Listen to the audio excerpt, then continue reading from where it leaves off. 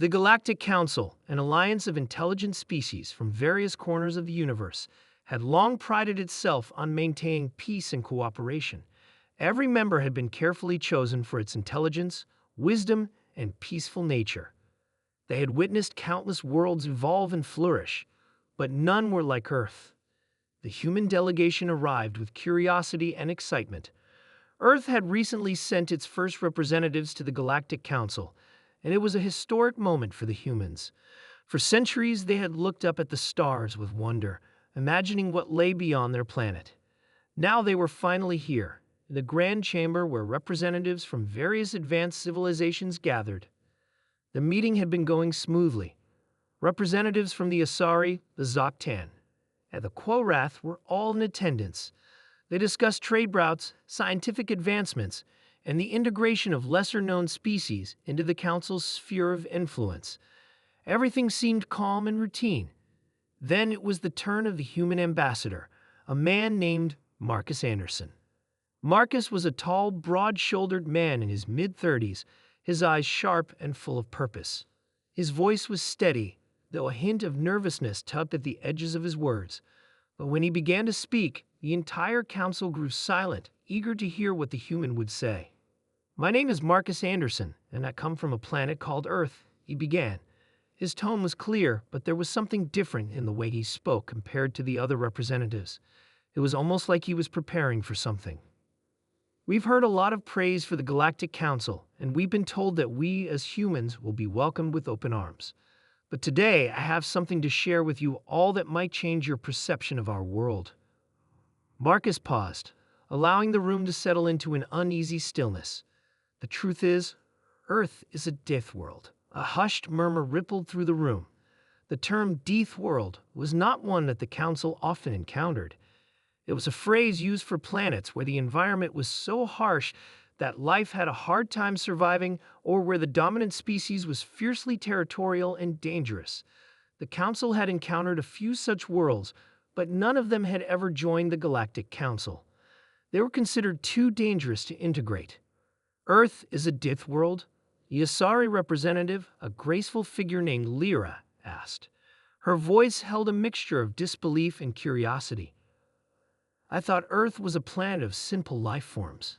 You humans were seen as a species of peace." Marcus nodded slowly, his expression unreadable.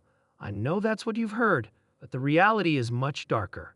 Earth has been a battleground for survival ever since life began there." The chamber grew even quieter. The Zoktan, a reptilian species, exchanged wary glances.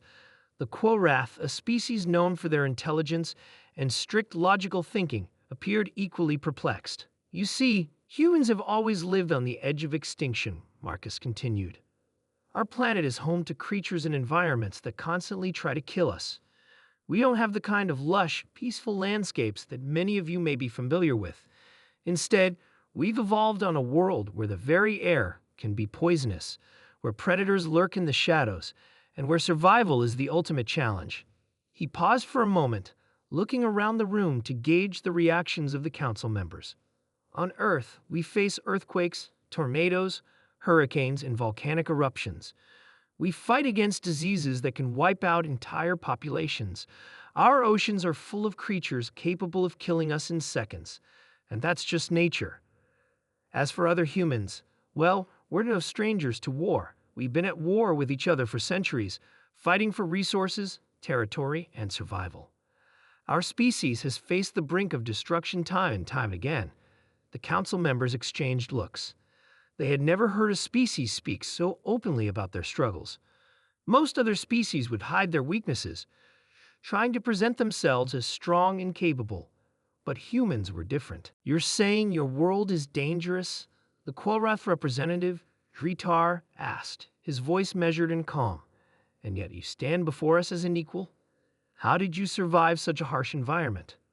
Marcus gave a small smile, a mix of pride and exhaustion. "We survive because we don't give up. We adapt. We fight back.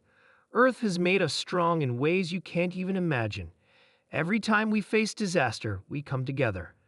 Every time a new threat arises, we find a way to defeat it. We're not just a species of peace. We're survivors. And that's why I'm here today, to let you all know that we aren't to be underestimated. The Zoctan representative, a tall, lithe figure named Trix, narrowed her eyes.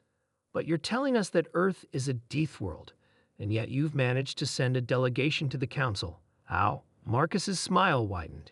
Because despite the dangers, Earth has something that no other world does. We have innovation. We have creativity. We find solutions where others see only problems. We've learned to harness the very things that would kill us and turn them into tools for progress. He leaned forward, his gaze fixed on the council members. We've sent ships to the stars. We've cured diseases. We've explored our oceans and our skies. We've done all of this in the face of a world that's constantly trying to kill us. And now we stand here before you, offering our strength, our knowledge, and our determination. The chamber was silent for a long moment. The council members seemed to be digesting Marcus's words, trying to comprehend the full extent of what he was saying. Finally, it was Lyra who spoke again.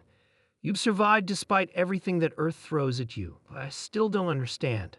Why tell us this? Why make us aware of your world's dangers? Marcus's gaze softened, and he stood tall. Because as a species, we don't just survive, we thrive. And we want to help the galaxy thrive with us. We want to show you that even in the darkest of times, there is hope. Earth may be a death world, but it has something that every other species can learn from: strength, resilience, and the will to never give up. The council sat in stunned silence. Marcus's words had made an impact, something they would not soon forget. As the meeting drew to a close, the council members were no longer just thinking of Earth as a primitive, dangerous world. They were thinking of it as a place of incredible strength, a world that had survived against all odds and was now ready to take its place among the stars. And as the representatives left the chamber, the thought echoed through their minds. The humans were a force to be reckoned with, and the galaxy had better watch out.